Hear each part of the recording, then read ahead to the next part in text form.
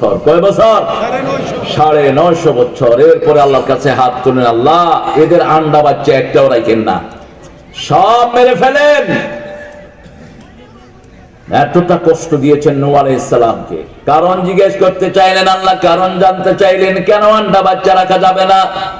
ইন্নাকা ইনতাযিরহুম ইয়াদিল্লু ইবাদাক ওয়া লা ইয়ালিদু ইল্লা ফাজিরান কাফারা। যদি দুই একটা আন্ডা বাচ্চা রেখেও দেন, এদের ঘর থেকে পাপিষ্ঠ বের হবে। আমি এদের 9টা গোত্র দেখেছি, 9টা সিঁড়ি দেখেছি, সব এরকম। অতএব সব মুছে দেন।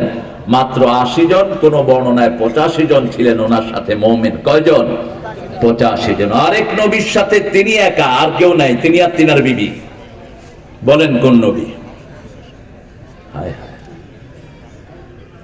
কোন নবীর বংশধর হলো বনি ইসরাইল? কোন নবীর?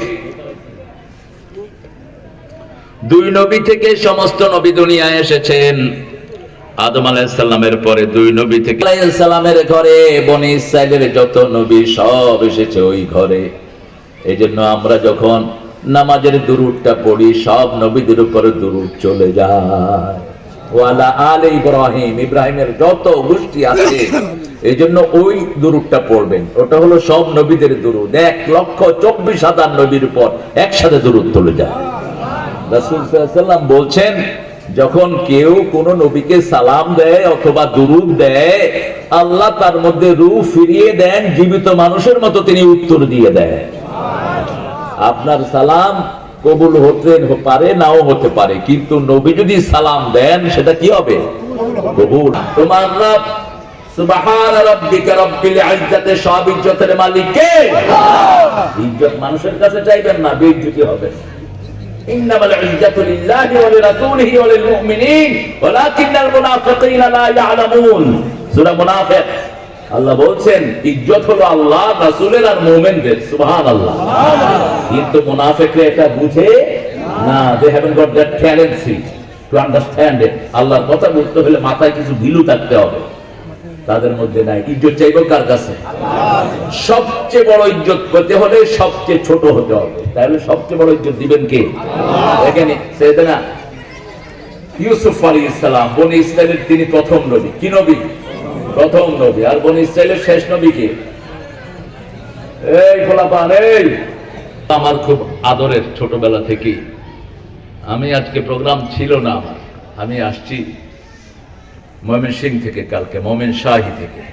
বসে আছেন, আসরের সূর্য আসতে ঢলে গেছে, মা ডাকতেছে, বাবা ডাকতেছে, আপনি মসজিদে যান না। শেষে গিয়ে মুরগির মতো 3-4টা সেজদা দিলেন। আসলে এই শব্দটা লাগিয়েছেন, মুরগির মতো। কি করলো? এটা কার নামাজ? এটা মুনাফিকের নামাজ। কার নামাজ? আর মুমিনের নামাজ হলো আজান হবে যখনই মসজিদে যাবে, তখনই আজান হলে আর কোনো কাজ নাই। নামাজ কে বলো না কাজ আছে। সবার মুখস্থ আলহামদুলিল্লাহ। এটা যেন বাস্তবে হয়, তাহলে আপনার কাজের দায়িত্ব নেবেন কে? আপনি যদি আল্লাহর কাজ করেন, আপনার কাজগুলো করে দিবেন কে? হাদিসে কুদসিতে আল্লাহ রাব্বুল আলামিন বলছেন যে আমাকে খুশি করবে, আমি আল্লাহও তাকে খুশি করব। যে সকাল বেলায় ঘুম থেকে উঠে আমার সালাত আদায় করে, আমি সন্তুষ্টির চাদর গায়ে দিয়ে তাকে বাহিরে বের করে দেই।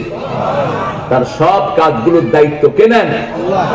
আল্লাহ নেন। আর যে সকাল বেলায় উঠে নামাজ নাই, সালাত নাই, খুব অসুস্থ, শরীরগত, আপনার জানের নিরাপত্তা নাই, জানের নিরাপত্তা নাই, আপনি মুসাফির, তখন আপনি যে কোনো জায়গায় এটা করে নিতে পারবেন। কিন্তু এই 3 কারণ ছাড়া আপনি ঘরে ইচ্ছে বসে নামাজ পড়বেন, বাহিরে আযান হবে, আপনার নামাজ হবে না। আপনার নামাজ হবে না। পুরুষরা কোথায় ফরজ পড়বে? মসজিদে। আর মেয়েরা কোথায় পড়বে?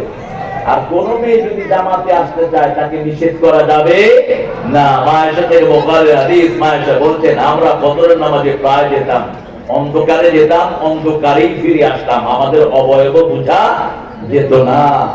এশার নামাজেও আসতেন, কারণ এই 2 নামাজ হলো মুনাফিকদের জন্য সবচেয়ে ভারী নামাজ। সবচেয়ে কি নামাজ? ভারী নামাজ। আসকালুস সালাত, রাসূল বললেন আসকাল, সবচেয়ে ভারী নামাজ মুনাফিকদের জন্য ফজর এবং নেশা। এই জন্য ফজর এবং নেশাতে যারা আসে না, বুঝতে হবে ওরা কি? ওরা কি? মিস্টার মুনাফিক। এখন আপনি মুনাফিকি থেকে মুক্ত হবেন কেমনে? রাসূল সেটার সংজ্ঞা দিয়েছেন, আলহামদুলিল্লাহ বলে। কষ্ট হচ্ছে না তো আপনাদের?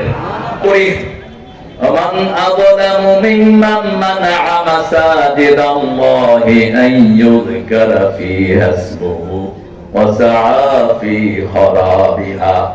আল্লাহ রাব্বুল আলামিন বলেন, তার চেয়ে বড় জালেম কে হতে পারে যে আল্লাহর মসজিদে জিকির থেকে বাধা দেয়। ওমান আযলামু মিম্মান মানাআ মাসাজিদ আল্লাহ, আল্লাহর ঘরকে নিষেধ করে দেয় জিকির করা থেকে। তাকাব্বাল মিন্না, আল্লাহ আমাদের এই কাজ তুমি দয়া করে কবুল করে নাও। সব ইবাদতের মাথা